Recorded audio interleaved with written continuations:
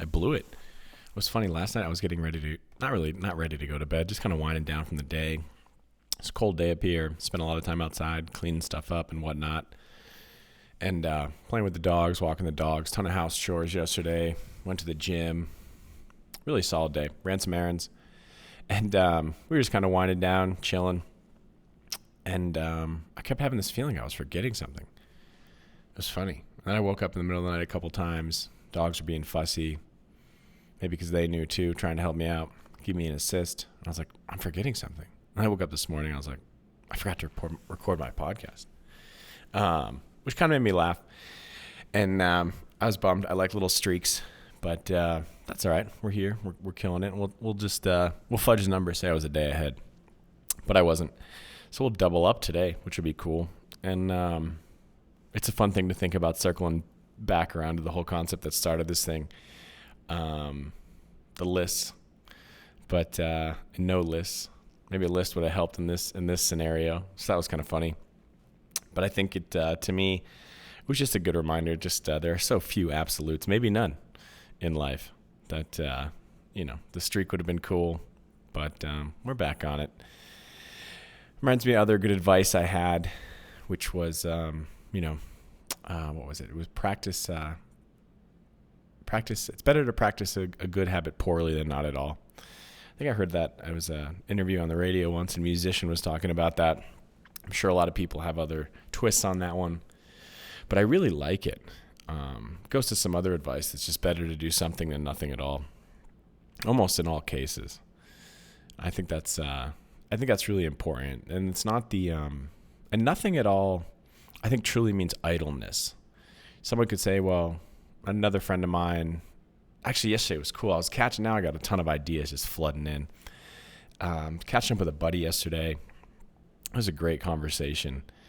And we were talking about someone else we had both worked with who kind of was like a father figure mentor to us. But he used to say, because we were all younger, he was older, multiple adult kids, grandkids. He did really, and he had sort of this like very slow, smooth, sagacious approach to things, thoughtful, really wonderful person to talk to and be around. But and we were just all, young and trying to do 10 million things and, push the ball forward and be impatient on everything. And he always used to tell us that, it's important every once in a while to take the axe away from the tree and sharpen it.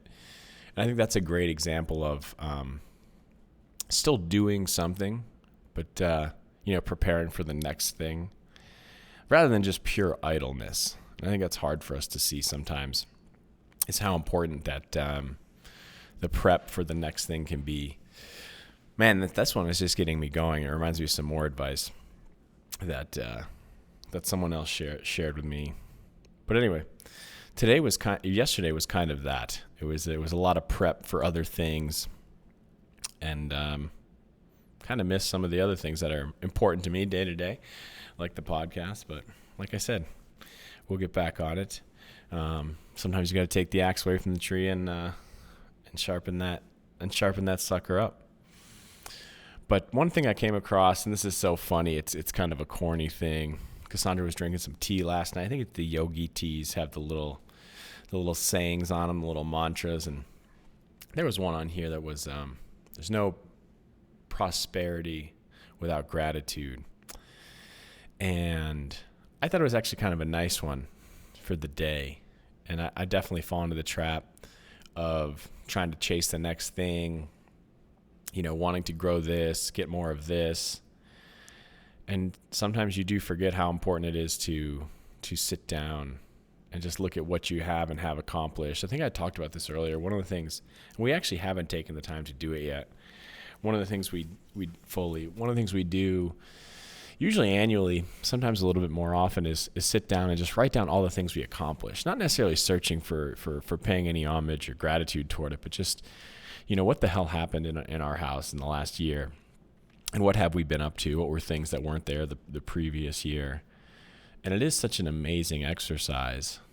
This whole thing started because, I was like, lists can hold you back, but remembering is tough. especially in the pace of the day to day. I feel like, we have some friends who are parents, and I look at the routine of their life. Seems like it's at warp speed. They have 3 kids, and even every time we hang out with them, we don't hang out with them a ton, but a couple times a month. Every time we hang out with them, I feel like the kids have gone through this like epic evolution. They're taller, vocabulary's different, insights are different, level of engagement, they're how courageous they are is different. And man, it just must be hard for them every once in a while to stop and look back and be like, what has happened? How much has happened? Because things are just, as my mom would say, happening at the speed of life.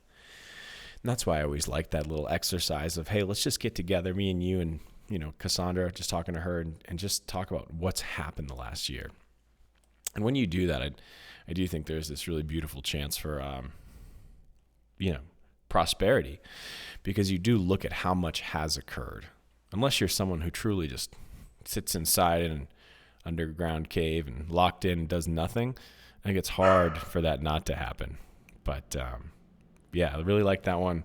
There's no prosperity without gratitude. I thought it was a cool idea. So it's early in the morning. The dog's losing it, so I'm going to go take care of them. But we're going to double up today. It'll be a new thing. I'm excited for it. We'll talk to you later.